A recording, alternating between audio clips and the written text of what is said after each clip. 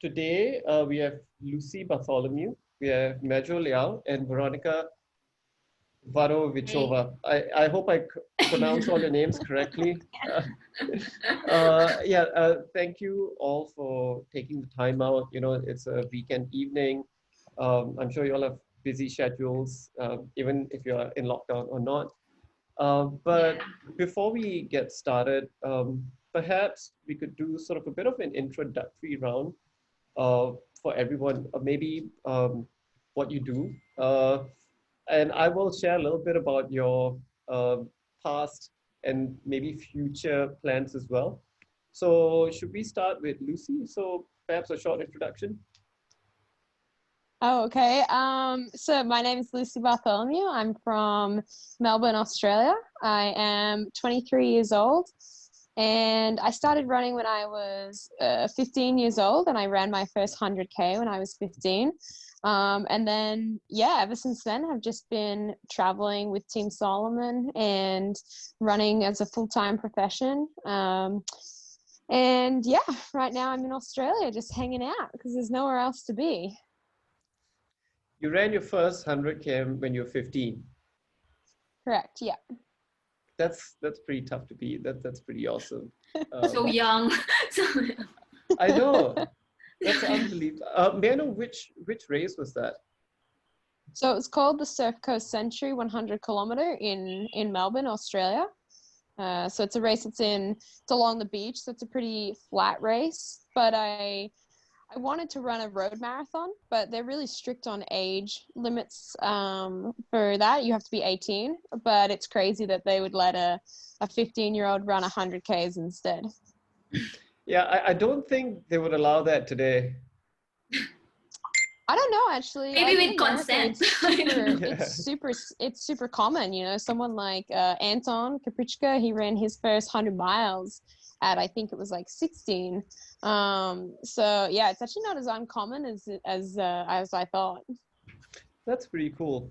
Okay. I guess there's you never know. Maybe in schools in the future there might be 100K runs for 15-year-olds. I don't know. When I was I 15, don't I think just at ran. athletics today they're gonna do a 50K on the track or something. No, I don't think so. But thanks for the intro. And Majo, how about yourself? Hello, I'm Majo Liao. I'm from the Philippines. I am a medical technologist by profession, but my full-time job is teaching in a university here where I live. So right now we don't have class.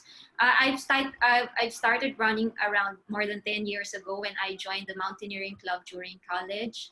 I've done a couple of short distance and long distance races, both in road and trail running. So right now I'm focusing in more on the trail side.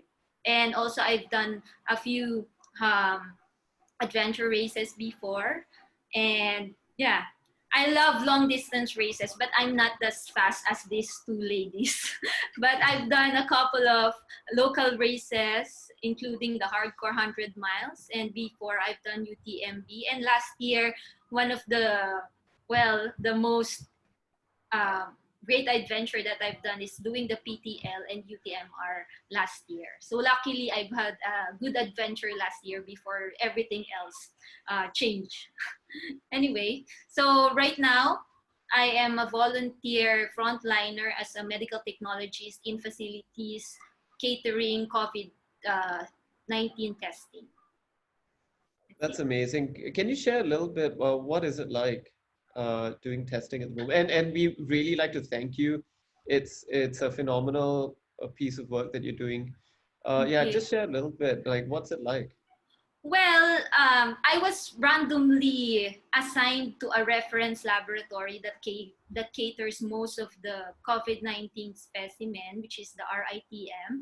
So they receive a lot of specimen, 1,000 plus every day, and they do RT or reverse transcriptase PCR, which is the gold standard testing for COVID-19 testing. So it's divided into many different parts. That is why they need a lot of healthcare workers to work on it. And as a professional, which is I'm a medical technology, so I have this background of working in the laboratory.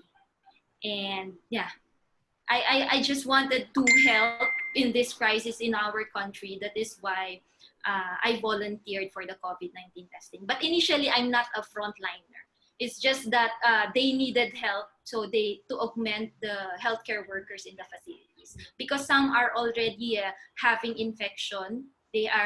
Some of the healthcare workers are having COVID-19, and so the testing slows down, and they needed more people to work. Fantastic. It's And been what? a tough job because they are shifting around 12 hours every day. Yeah. Wow, that's tough. And I'm assuming that's been affecting your training a fair bit as well. Yeah, actually, since I've been living in the city and I don't have a backyard, so most of my trainings are indoors. I mean, workouts. And before, I was really anxious about what's happening, but I tried to accept the fact that I cannot have any outdoor activity and any races anytime soon, and just have used this time to do productive things like helping in the laboratory instead. But right now, in between duties, I'm trying to still stay fit so that I can still stay healthy, but I don't do any strenuous activities because, of course, this can lower the immune system, and I can't have that right now. Fantastic. Yeah. Thank you. And Veronika, yeah. Yeah, so my name is Veronika. I'm originally from Slovakia, but I've been living abroad since I was 18 years old. And the past 7 years, I've been living in Asia. So I lived in Shanghai for 6 years and just recently moved to Hong Kong, end of 2019. And unlike Lucy, I really only started trail running less than 2 years ago. When I still lived in China, it was something that I was curious about. I always liked running, but I didn't like running on the road. Which was actually the only option in Shanghai. But when I heard about, you can do some trail races like in the rural countryside of China, I was like, I want to try. And I really, really fell in love with trail running. I realized I love it and I'm actually good at it. I'm much better at it than any other sport I tried before. So last year I joined the Asia Trail Master.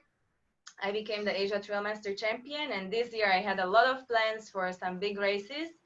But unfortunately, just like everyone else, I was stopped, and I had to shift my focus on something else. Yeah, I mean, you pretty much took Asia Trail Master by storm. It's like people are wondering, who is this runner? Like you out of nowhere, and you've just kind of stormed all the races. I was looking at results. It's like 1, 1, 1, 2, 1, 1. What drove you to that? Like, what made you suddenly switch and decide to do trail racing? I mean, it really just started as something I wanted to just try by myself, but also I love nature, I love mountains, and I felt like living in Shanghai, in a huge city, which there is no nature around, like I really missed it. So it sounded like a nice idea, and I realized, and once I tried, I really, really enjoyed it. And after a couple of races, I realized, well, I'm also really good at this. So it was kind of a combination of both, which started as kind of a hobby, just joining with friends, but it quickly turned into something more competitive. And I'm quite competitive by nature. I used to play handball through my childhood. I was like playing for a local club, so I did have that competitive spirit, but I never thought at 27 years old, I would actually want to do like sports on a more professional level again. So that was nothing planned, but it kind of just happened. And were you a triathlete before this as well? Yeah, so since Shanghai is really flat, it's a great place for triathletes to train. Cycling, running. It's there's a lot. There are huge communities, which is nice about Shanghai because you can work out with other people. But yeah, I never really enjoyed it as much as I did running on trails. So I kind of switched from that to trails. And my last triathlon was in September. So I did the half Ironman World Championship in France. And since then, I haven't done anything, any swimming or bike riding. Nice, nice. Okay, now I guess I'm gonna sort of keep it really open so that anyone can join in and pitch in at any point. Um, Most of us work, and we've got our daily lives, etc. And maybe I'll probably want to start with you, Lucy, because you're a full-time athlete, and essentially running it's your job, pretty much. My question to you would be, how do you maintain the motivation and discipline to continue doing what you do? And you do things amazingly well. So yeah, how do you keep up that motivation? I think it's a really good question, and definitely something that I think I learn about every day and every year. I think the most important thing is remembering why you're running. And, like, as much as it's my job at the moment, and it's something that, yeah, like, I have expectations on, I have sponsors, and I have people that are expecting things from me. At the end of the day, whether I wore the Solomon logo or if I had a race to do or not, I would still run. And I still love the sport for what it is at its rawest form. When I started running, it was about spending time with my dad. It was about feeling good about myself and about being the best version of myself when I went to school or wherever. And I think that, like, for me, I will not give that up whether someone pays me to do it or someone doesn't pay me to do it. It's so valuable to me in my life. So I think that for me, it's very much about, like, when I lace up my shoes, it's like, why am I running? Am I doing it because I want to, because I have to, because I need to? And I never have to run, like, if I just don't want to go, I just don't go.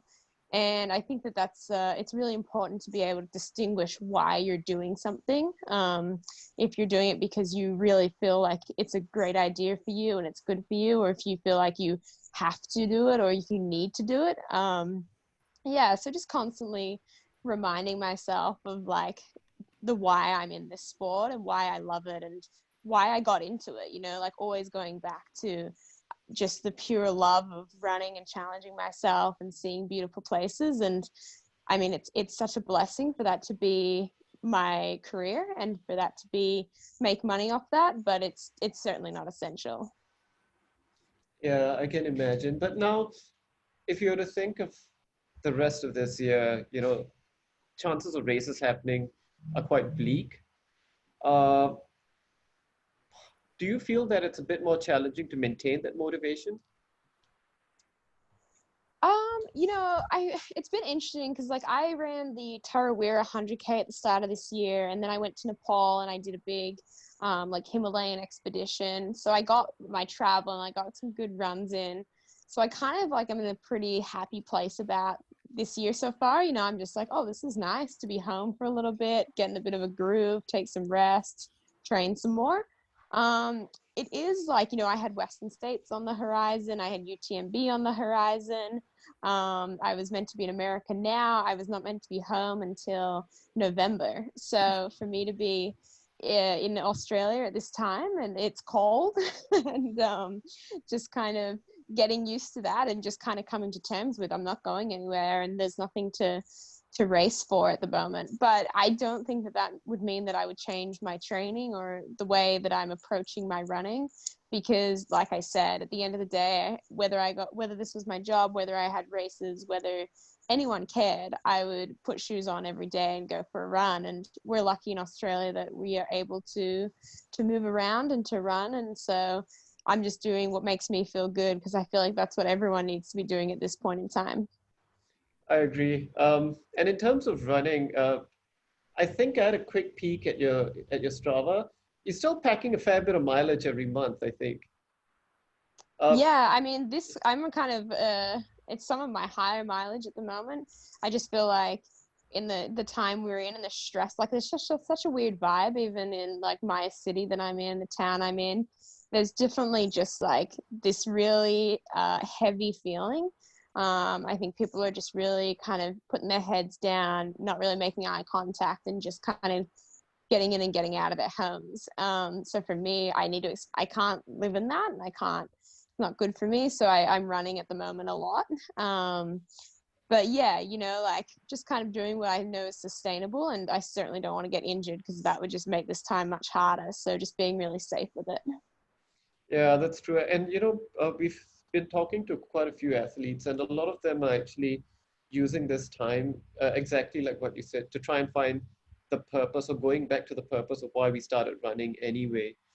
And Veronika and Majo, like both of y'all are working, and how do you actually find, I guess, not only time but that focus to train and work and still sort of be at the top of your game both ways? And either of y'all could start.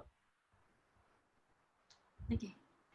For me, here in the Philippines, since it's really hard if you will decide to be a full-time athlete. It's not really feasible for, I think, here in the Philippines. That is why for me it's more on doing a full-time job and doing trail running or the training in between this job. It's hard. It's not really hard, but I'm finding time and I'm making a way that this training and races that I've been doing is one way of releasing stress from the everyday stress that I experience in the university. So it's not really hard to get the focus, though you really have to adjust and manage your time so that you will not really get tired after your work and you do your training after that. And if you have free time, so you do more training outside and do your races uh, in a scheduled manner, not because you cannot put it every now and then, because you need to adjust your work schedule for it. So consistency, I guess. And when it Yeah, comes to consistency, how much of time do you typically spend running. training? Yeah. Actually, during before this enhanced community quarantine, I do my running after work. So mostly my work finishes at around 5 p.m. So I go running around 7 to 8 p.m. before I go home. I cannot do it in the morning since I have early work. So I just do it in the afternoon. And But if time permits it, I do it in the morning. So it depends. I just adjust my training schedule with my working schedule and just uh, do a plan for it. yeah, and speaking of schedules, like Veronica, you work in Hong Kong, and from what I've heard, working hours in Hong Kong can be quite brutal. Is that true? And are you affected by it? Well, actually, I'm not working at the moment. So I had some big changes in my life because I moved away from China end of August. And I decided, yeah, I want to have a break. I actually moved back to Europe for a while. But then unexpectedly, I met someone, I fell in love, and I moved back to Asia. So I only stayed home for like, I think less than 3 months. And I just moved to Hong Kong, like end of December. I had no plans, like, I just went, like just following my heart. And then in January, I was kind of thinking, yeah, what can I do here? Probably get a job. But then because my running was getting so much better, and I was like, well, maybe I should also try to do this professionally for at least like try this year. So this was really the year when I decided after the first Ultra Trail World Tour race in January, I'm like, yeah, I got this. I want to do more races. I sign up and I'm like, yeah, I just want to do this professionally. And then less than a month later, it's like no races are No happening. races.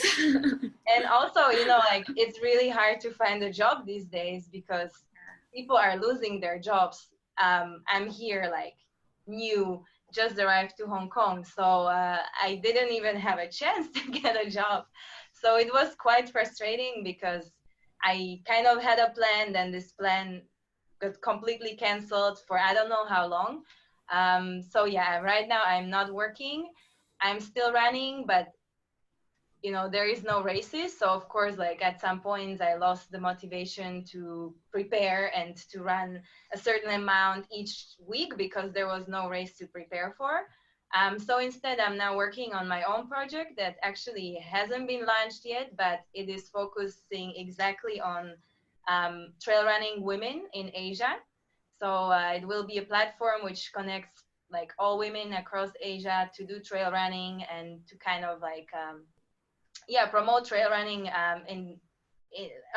among females, because last year when I joined Asia Trail Master, you can still see there is such a huge gap between the amount of women and men joining races. And also usually if you have women in those races, they do the very short distance kind of like beginner, like I feel like they can do more, but they just don't have the confidence. So now that I've been living in Asia for a while, I can see the similarities in different countries. And I kind of want to promote. So I'm using this time when everyone is stuck at home working online to work on my own project, and hopefully it will be a success. That's amazing. When do you think it's going to be launched? Well, hopefully it's going to be launched like before summer, and I'm hoping like after summer, like races will resume as well, and maybe we can organize some. I'm thinking about some workshops and some running camps just for girls. Yeah, but I don't want to say too much right now because it's still in the process of Secret. Nice. So talking about go ahead, Eugene. talking about running camps, I was running through Lucy page, and I come to know that Lucy, you are doing some running clinics as well. Is that right? Yeah, so I've done about 7 or 8 running clinics that started off just for women as well, but now they include both men and women because we had so much demand. So I do them with a friend of mine, another Australian athlete, and we just it's more about like the experience and probably less about like the running side of things and more about the mind and nutrition and kind of the other aspects of being an athlete or being the best version of yourself. So we do it in the Victorian mountains. We did our first international one in South Africa last year, which was amazing. And then we're looking at doing some in Europe and maybe in Asia as well. But yeah, they're just camps that kind of just bring together 20 random strangers onto a mountain or to the sea and just watch people come together and just, bring out the best in each other, go running, eat some good food, and just smile through a weekend. So maybe you'd like to introduce, where can the viewers go in order to check out these running clinics as well? Yeah, so they're kind of spur of the moment camps. I tend to just kind of throw them onto my Instagram whenever I feel motivated to do one, but they sell out within minutes, which is just crazy. But the best way is probably just to follow me on Instagram or to send me a message, and then I can kind of keep you up to date if you're looking for one in a certain area, because for sure, if enough people in Asia say that that's something of interest, then I will absolutely, take a plane when I can and get across there and make that happen. Good. Over to you, Paf. Okay, yeah, I think places like maybe Langkawi, for example, would be a good spot. Or I think Lucy, you've done 9 Dragons, haven't you? Yeah, I've done 9 Dragons. Yeah. Yeah. I remember that race. Why? What happened?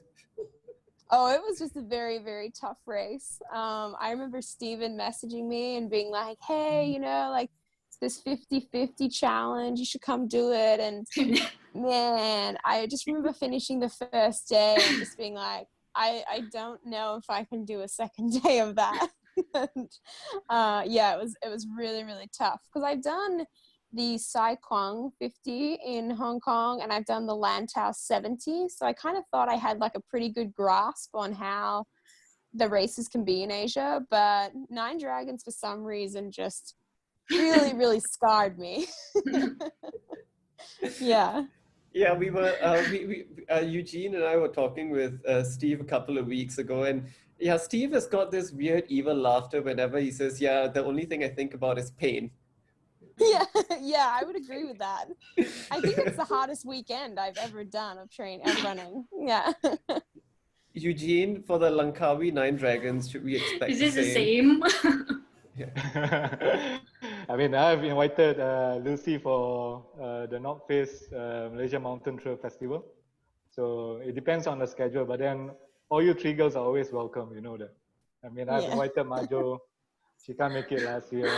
I mean, Veronika make it last year. Just and make she, sure there's not a lot of stairs there. Yeah, good luck Not with like in that. Hong maybe Kong. You know, Hong Kong trails are traumatizing too. When I've done the TNF 100 before, I've said that I will not return to Hong Kong because of the stairs. That's why I so it can't depends on imagine the. I mean, in Malaysia, it depends on the races that you choose. But then normally, it's either it's technical or non-technical. That's about it. Not so much Yeah. of stairs here in Malaysia, because no one would like to sponsor. I mean, to do a stairs in the trail here, unless and until a corporation, for example, like Toyo Tires here in Taiping, is doing it. But then it's only for a short section. So most of the trails are either technical or non-technical. So like Veronika had the first experience last year with MMTF in Taiping. So I mean, it's just pure technical trails. But I loved it. Veronica, I mean, I loved anyway, yeah? any race you go to, I just hope that three of you will run more races here in Malaysia. I mean, I believe the fan around Malaysia or Singapore will be stoked if any of you would be running here as well. I agree. Veronica, could you share a little bit more about your experience at the race? How was it? In Malaysia? Yeah. Well, first of all, it was a really special race because it was the last one for Asia Trailmaster. So it was a huge celebration with like a lot of people and great atmosphere. And for me, I loved it. Was very technical. Like there was really steep uphills with a lot of ropes, like kind of just like trying to get through the jungle. So it was definitely a tough race, but we were lucky in 2019 because the weather was good. I heard the year before it was extremely muddy because of the rain, but this year we were lucky, so I enjoyed it. You know, I felt like some Indiana Jones just climbing up with all these ropes. So I think if people like technical trails, then this one is nice, and there is definitely no stairs.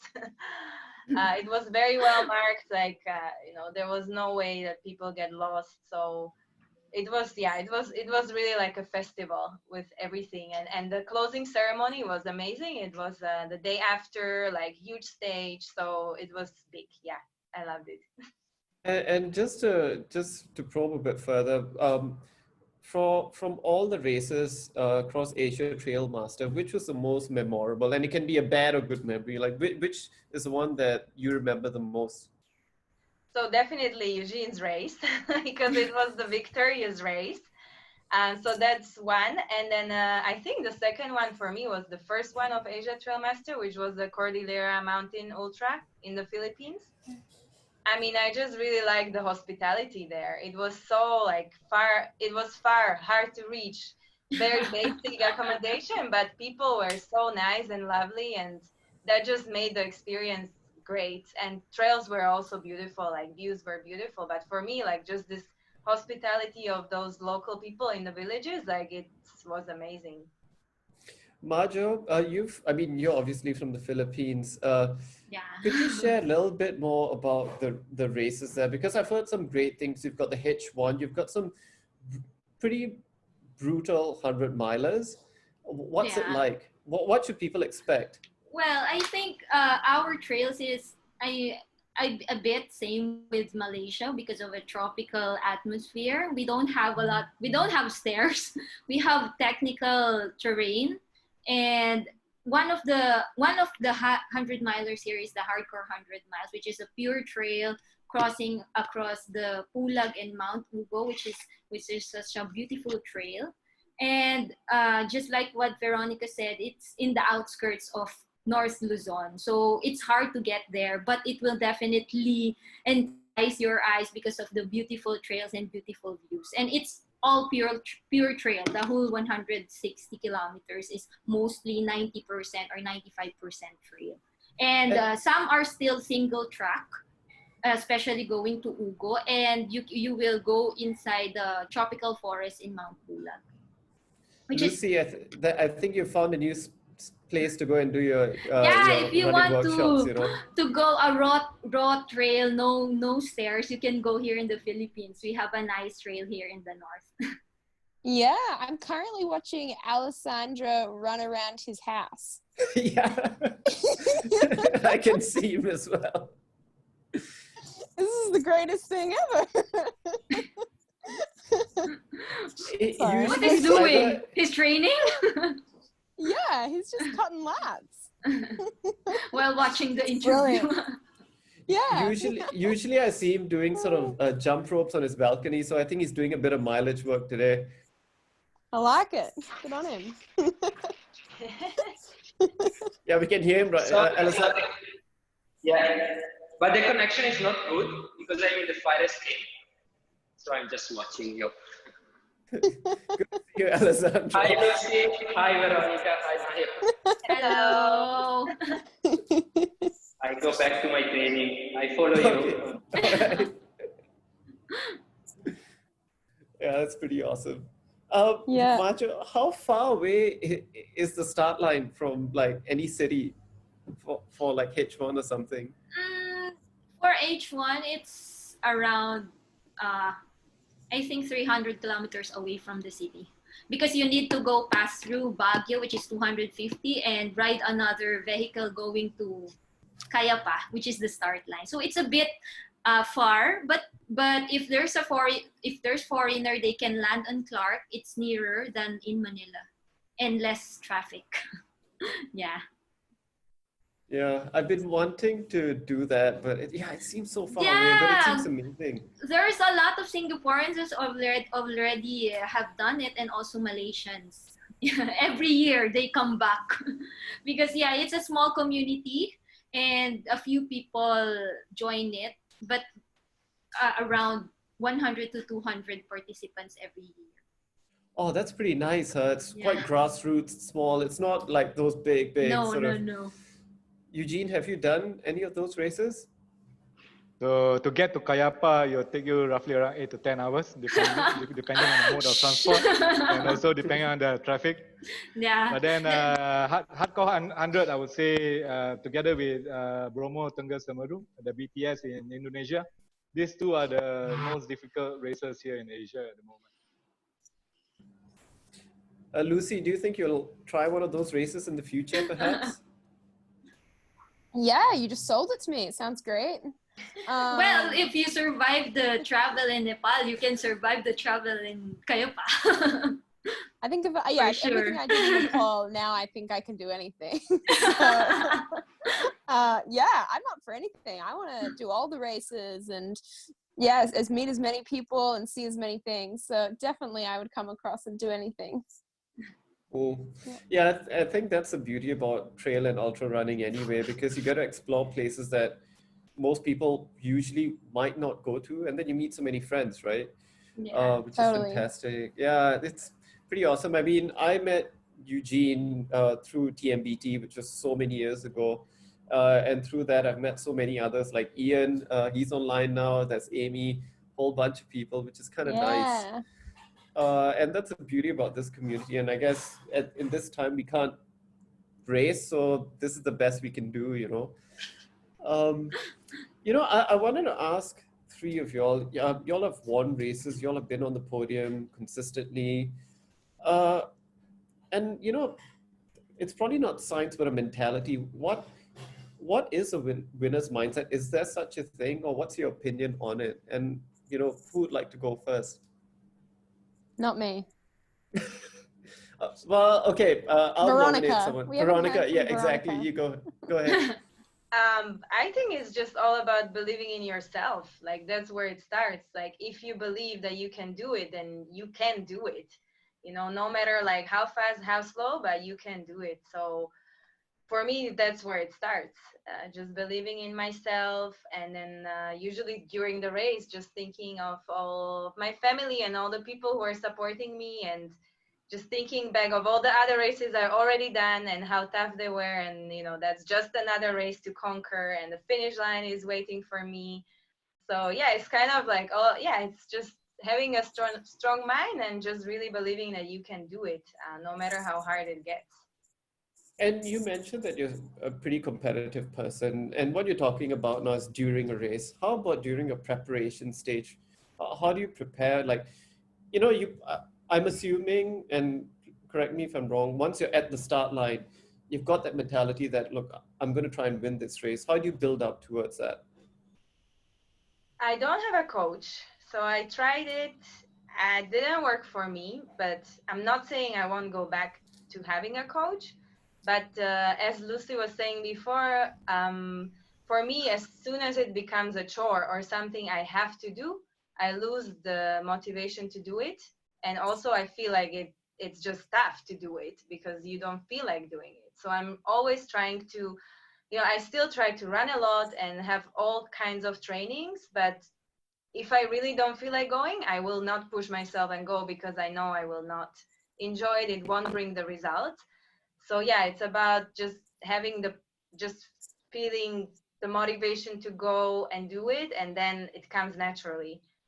So that's how I train. But yeah, I'm not a professional yet. So so far it's been working well for me. But as soon as it became something that I really have to do and every day and this and that, I just didn't like it at all.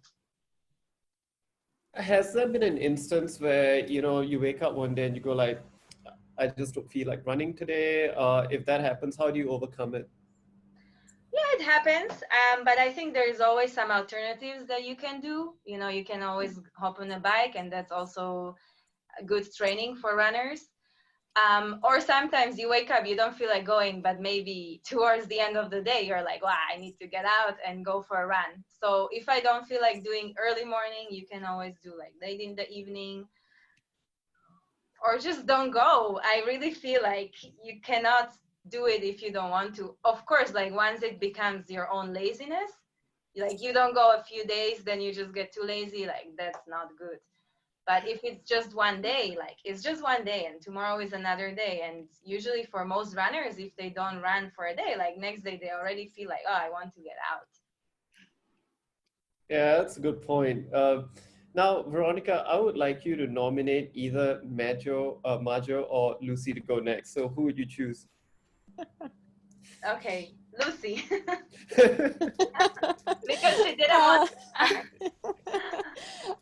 yeah, I totally agree with everything Veronika said, and I think the most important thing is that you celebrate effort and you celebrate trying. So sometimes, like, I always think that the first 10 minutes of every run I do just suck. They always are always like, you're so close to home, there's like a million reasons you could stop. But you just got to get through that first 10 minutes, and then generally it turns into like an amazing run and something that you certainly don't regret. But yeah, I think that you like Veronika said, you to get through the hard moments or to have that winning mentality. I mean, everyone is a winner for even just signing up to a race, because there are millions and billions of people in the world that would never even think about putting themselves at a start line of 100K or 50K or 20K, let alone like running voluntarily. So I think it's really important that we realize that even by just daring to be uncomfortable and daring to sign ourselves up, we're in a winner's mentality. We're already ahead of a lot of people in the world that are just unwilling to be uncomfortable.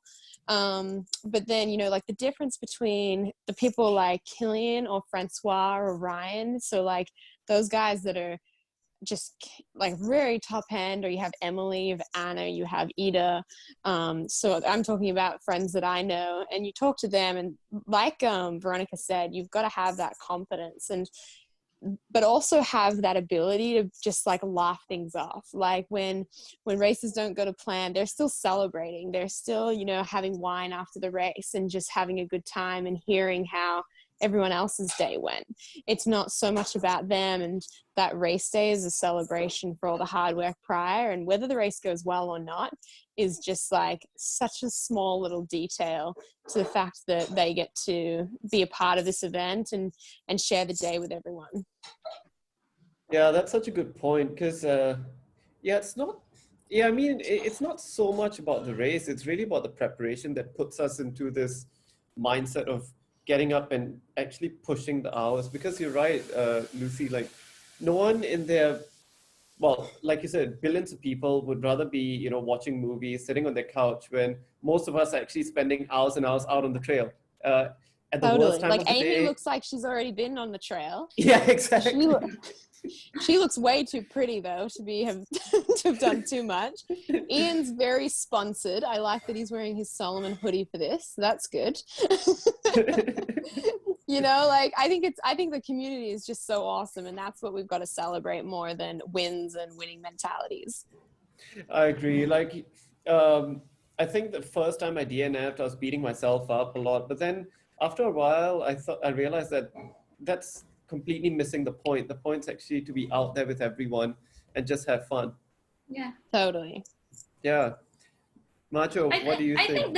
I think the fun part is very important. I mean, if you're not having fun, if you're not happy with what you're doing, nothing will follow. I think it will flow naturally if you are loving what you do and you are having fun on what you do. And of course, if you prepare well for it. But everything will follow if you really like what you are doing. I mean, it is not a task to do, and it's part of you to do it. Yeah. Yeah, and what keeps you going, Macho? What to keep me going with what Yeah, I'm doing?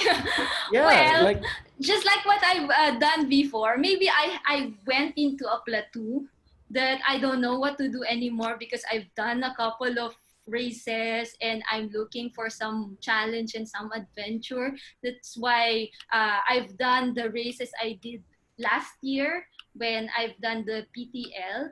I want more challenge and more adventure right now instead of doing really competitive races. Maybe I passed through that stage already. I'm do you not have any sure. plans? Right now, I don't have plans yet because of what's happening. Yeah, but I have planned races to do next year. A few 100 miles outside the country. But I Could want you share but a I little want bit? to do more adventures than races. I want to focus more in adventures like multi-day running or multi-day biking like that. I think there are a fair few, right? Do they still have the Saba Adventure Challenge, Eugene? No more. No No? more. Oh, No more. that's so sad. Yeah. Yeah, I heard that was pretty good, but I think there are a couple around. Veronica, I mean, we don't know what's going to happen this year, but do you have any sort of racing plans if something works out, or if not this year, next year? Well, before everything happened, I had 3 like Ultra Trail World Tour races planned for April, June, August. I don't think any of them will happen. So I haven't planned beyond that because I just wanted to see how it goes first. But now, of course, like I think as soon as any race is possible, I will sign up. But I'm not even looking right now because I don't want to get too excited and then be And disappointed. Yeah, so it's more about just keep running, but at this stage, like not overdoing it, maybe just enjoying what I'm doing, maybe like discovering some new things that I haven't been doing before, other types of workouts, just to stay fit, like mentally and physically. And as soon as like races will happen again, I will let you know because I'll sign up immediately. Yeah, I think everyone's got their finger on the pulse. I really don't know what's going to happen. Like right now, we're in Singapore. I think the first thing that we're hoping that could happen is our causeway to Malaysia opens up. Then hopefully we can go for a couple of races. I think they have the Solomon X Trail. Hopefully that happens towards the end of the year, but we don't know yet. Lucy, how about you? What are your plans, like if any, this year, next year?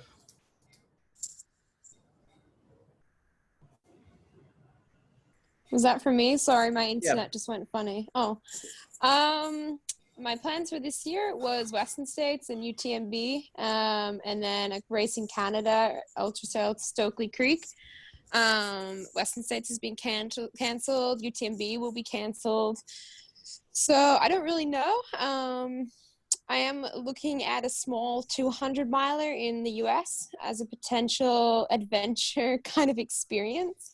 As backup plan. If not, just kind of doing some things around Australia. You know, I haven't been to kind of North Australia to do like the Larapinta, which is a 250K, normally like an 11-day walk, but I'd love to go for the FKT on that. So kind of just have like some of my own little plans and, like you say, just take it day by day, month by month. And yeah, if anything opens up. I mean, Ultra Trail Australia has been moved from May till October. So for sure, I would love to maybe compete in that. That's a race that's very special to me. So maybe be at that as well. There's no official word on UTMB yet. They did say there's an announcement on the 15th of May, but do you have a gut feel of what might happen? Yeah, I mean, I've been speaking to a lot of people that are in the area, a lot of people that are in Annecy and St. Solomon. And I mean, there's just no way that you can bring together what is 10,000 people into a valley. I know that Switzerland's prime minister, or whatever they call it, he said that there's no gathering over 5,000 people in Switzerland. So that would rule out like CCC. So I think that, I just don't see how they can do it. I mean, they'll have to be, I know that the Poletis, the race organizers, are very, they really want to make it go ahead, and absolutely they do, but for the health of everyone, and I also think that people like Australia, I would be lucky to be able to take a flight out of here to Europe. I think a lot of countries will have that same travel restrictions for the rest of the year. And also, at this point in time, people aren't training, and it's not their priority, and it shouldn't be. And I think to put the pressure onto people and say, yeah, UTMB is going ahead. I mean, you know, if you're not training at the moment and you're doing a 10K race, okay, your time might be a bit slow, but you'll get through it. Something like UTMB, you know, people can die by going into these mountains unprepared. And I think that's a real risk and something that's not worth taking. I agree, especially, I mean, it's barely 4 months to go to the planned date. And by now, like if you're training for it, your base should have been built. And if you're just starting training now, it might be a little bit too late for 100 Totally. miles. Yeah. Yeah. So that's pretty scary. And for UTA Ultra Trail Australia, it's usually run in May when it's slightly cooler. I don't know what the weather's like in October. What should people expect in terms of weather? Yeah, October's kind of a fringe month, and in the Blue Mountains, you can kind of get a little bit of anything. We had, you know, like 1 year so in October last year, we had races canceled due to bushfires, and then the next weekend we had races canceled due to snow. So that just shows how erratic Australia's weather system can be. So I don't know if moving to October shows them any confidence in that date either. But yeah, you know, it's a nice time of year. Like the temperatures should be pretty, just getting warmer. But it would be a beautiful time with spring coming out and being lots of nice flowers and leaves. But yeah, it's just whether it can fall on that right weekend. Yeah, it's tricky. It reminds me about the time when UTMF initially shifted their dates. I think it was in spring, they shifted to September, and things just, Totally. Yeah, you know, the rain and all that sort of stuff. Have you run that? Have any of y'all run that? No, it's on my list. Hi. Yeah. Yeah, it's on mine as well. I haven't, but they've changed the route. I think it's no longer around the whole mountain. Oh, right. Yeah, I think it's out and back already. I don't know. Oh, really? Yeah. The route last year, I think it's like that. Do they still have the STY? Do you know? The shorter 100K? No. No? Yeah. Amy says no. Oh, that's sad. I think they don't have STY anymore. Yeah, that would have been a fun, pretty quick race. Ian, have you run any of those I think they races? stopped the STY already. They don't think they have the STY now. Okay. Yeah. Thanks, Amy. No problem. You go for the UTMF straight away. Hi, Amy. Hello. Okay, got it. Amy's advice: go big or go home. Yeah. For the furthest one. Go You the get longest. Yeah, you I get blame best. Amy. Ian, you're saying? Yeah, no, I've done STY 5 years ago, and yeah, it's been cancelled as of 2 years ago, I think, because it was just too hard to maintain both. But someone who ever said the UTMF is now out and back, that's correct. They've decided just because of all the cancellations the last few years, Logistics, with the weather and everything. Yeah. Are you gonna do it, Ian? The UTMF? Yeah. Not anymore. I'd rather do, I'm more Amy intrigued says by you Diagonal. Yeah, maybe. We should do together. Yeah, we get the team together. Yeah. The Zoom team. Oh, that's another race that everyone here should do. We are speaking to Abhi Manu last week. It's a Hong Kong 4 Trails Ultra Challenge. Oh. That's one crazy run. Again. Veronika, you in Hong Kong, you know about that. Lucy, have you heard about that? No. No? Oh, No. I will send you the link. You should go. Yeah, We send me the support link. you. Yeah. I think is it an individual race or a Yeah. team race? Doing the Yeah. 4 Individual. trails in Hong Kong. Veronika, Oh. you're in Hong Kong. Why don't you share a little bit about what Hong Kong 4 Trails is? Yeah, it's basically doing all the 4 trails back to back, like as fast as possible. I think Within 60 hours. yes, within 60 hours if you want to like complete it successfully. But of course, like as long as you finish, like you are a finisher, you just didn't complete in a set amount of hours. But I think it's over, how many kilometers is it? Like 294 kilometers. Okay, I so think. it's 300K in one go. Yeah. You have to like self-support. There is no checkpoints. It's yeah, it's quite crazy. No I aid I like that for station. Amy and Ian. No No trekking aid poles. station, no trekking poles, no aid Yeah. station. You need to take a No ferry. support. You need to take Yeah. MTR, ferry, taxi, you know, that sort of stuff. Yeah. All right, I'll do it after Veronica. after Majo. No. I don't know. Andre have been inviting me to join that, but I don't have the guts to do it because I got traumatized with the Hong Kong trails before. I don't know From how the to stairs, right? because of the stairs, yeah. But I don't know. I maybe in the future. I don't know. Well, I Not mean, yet, we have 2 years to plan because I think 2021 is sort of the 10-year anniversary. So Yeah. they're calling back the alumni. So anyone who wants to join would be 2022. 2022. Yes. So in the meantime, Maybe we could- Veronica will be ready by then. yeah, exactly. It's about close to 7:25. You know, it's going to be almost an hour, and I really thank you all for your time. I'd really like to sort of open it up for questions that anyone might have. We've got like 3 amazing athletes here, and yeah, there's so much knowledge. So any questions from anyone? I have one. So, well, actually, I have a couple, and I'll make it real quick. So, Lucy, you used to be self-coach, and I heard on a recent podcast that you're now training under David Roche. So, what made you make the decision to go back to more structured training? And for Veronika, I know you come from a triathlete background. Do you still use that form of cross training in your as you progress in your career as a trail runner, or do you see yourself progressing more towards pure running going forward? Thank you.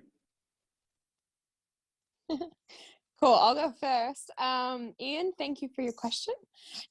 So I love running, but I almost can outrun my love of running if I train myself. I think that especially when you start to do it full time and your only job for the day is to go for a run, you end up spending all day running. So I kind of needed someone to pull me in and just make sure that what I was doing was quality over quantity some of the time. And yeah, just really kind of having that third perspective of someone who was just after my best interests. And yeah, David Roach is an American coach. He's an amazing coach. If you actually listen to some of his podcasts, he's just super positive, really balanced, and really about being a sustainable runner. And that's kind of, you know, I am 23 years old, super young in this sport, and I just want to prolong that. So I just kind of, yeah, he reached out to me and I was like, man, like I'd listen to anything he says, and it's pretty rare to find that kind of a person. Yeah, and for me, I think it's still great to incorporate cycling and swimming into your training routine, especially swimming. I think is great for recovery days.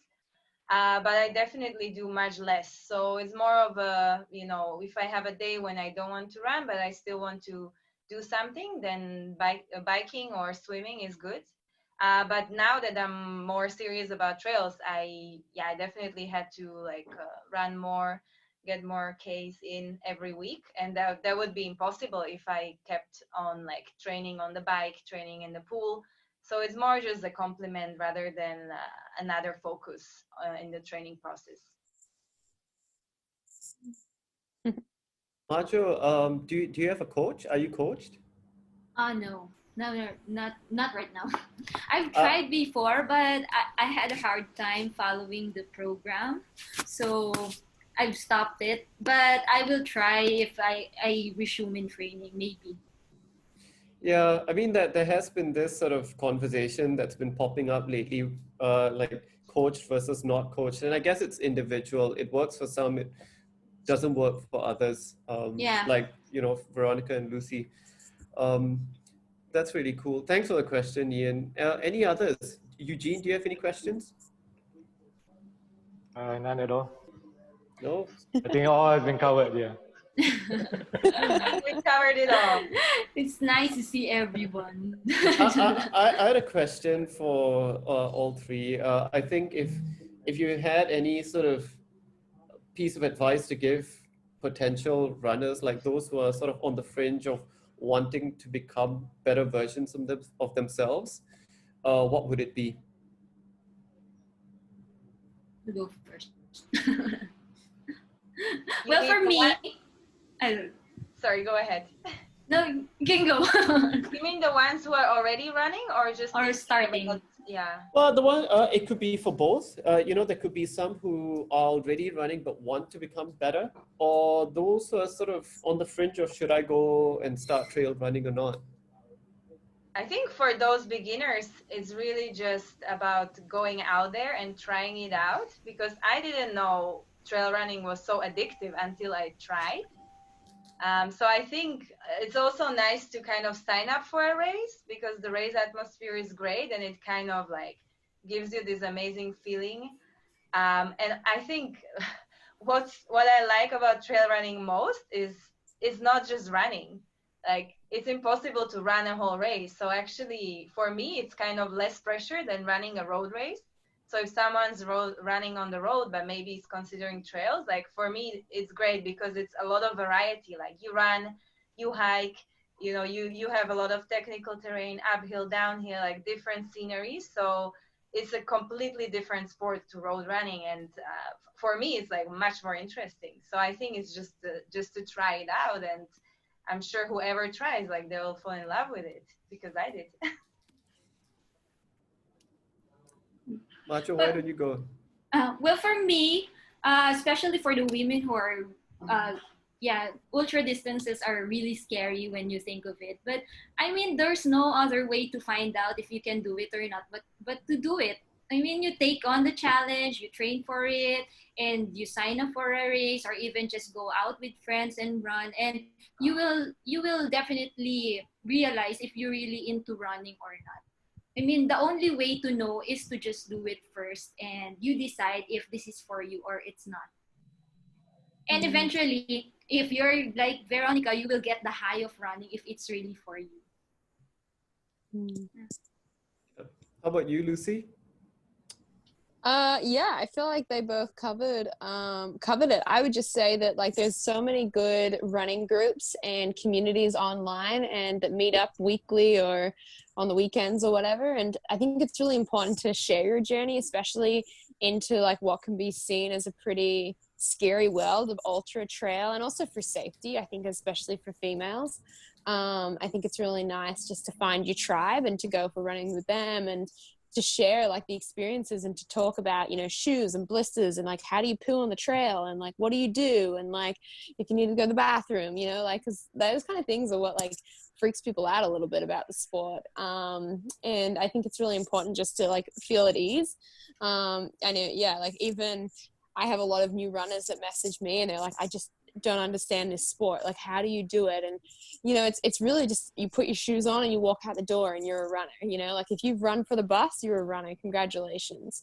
But yeah, I think it's really important that, I think it's really good to have really good gear as well. Like your experience of running is definitely your comfort from the gear you wear. If you wear a bad sports bra for a girl, it's gonna be uncomfortable. Chafy. If you wear, if you wear the wrong size shorts, you're gonna chafe your thighs. Like, you gotta be realistic about this thing. So what I'm saying is everyone should buy Solomon and a Trailmaster head torch and Labette socks. And if you could just use all Spring Energy gels, and that'd be great for me. That's a very good way to promote it right now. This is how I make my money. It's a good segue, you know. Very good ambassador. Very good ambassador. You find ways, yeah. I had to work it in at some point. Yeah. I would second Solomon gear. I've been wearing it for the longest time. It's good. It's pretty good. Thanks for the t-shirt, man. But actually, one last thing, like from what I've heard from three of y'all, you know, ultra running is probably the only sport where walking at some point is allowed. It's allowed. or not even allowed, it's encouraged, right? And there are some points where you have to hike.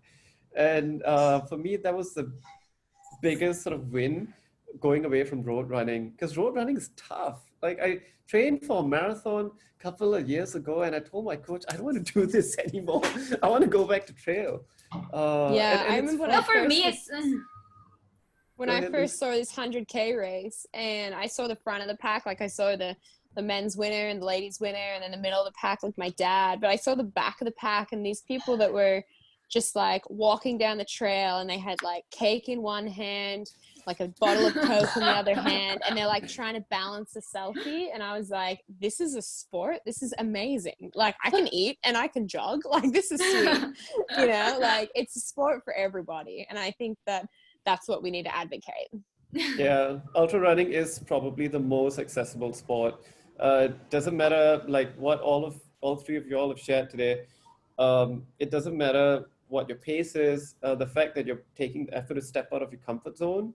I think mentally you're already a winner. So that's really good. Any last words before we close it? We're already like 2 minutes ahead over time, but anything else you all like to share? I think I've shared everything. If you have questions, you can just ask me. Yeah. But if there are no other questions, I'd really like to thank everyone for their time. Majo, Veronika, and Lucy, really thank you for taking this time. And everyone else who joined and shared, like Ian, I can see Sher, Aslan, Dawn, a whole bunch of people. Thank you all. This was streamed. I'll upload a recording as well, probably by tomorrow. Thank you. Not, nice to meet you all. Yeah. And thanks, Majo, for fighting COVID for us. Thank you. Thank you. You take care and stay home right now. Stay safe. Thanks. Have a good evening, everyone. Good evening. Thanks, everyone. Bye. Thank you. Thank you. Yeah, thank you for the session. Yeah. Bye.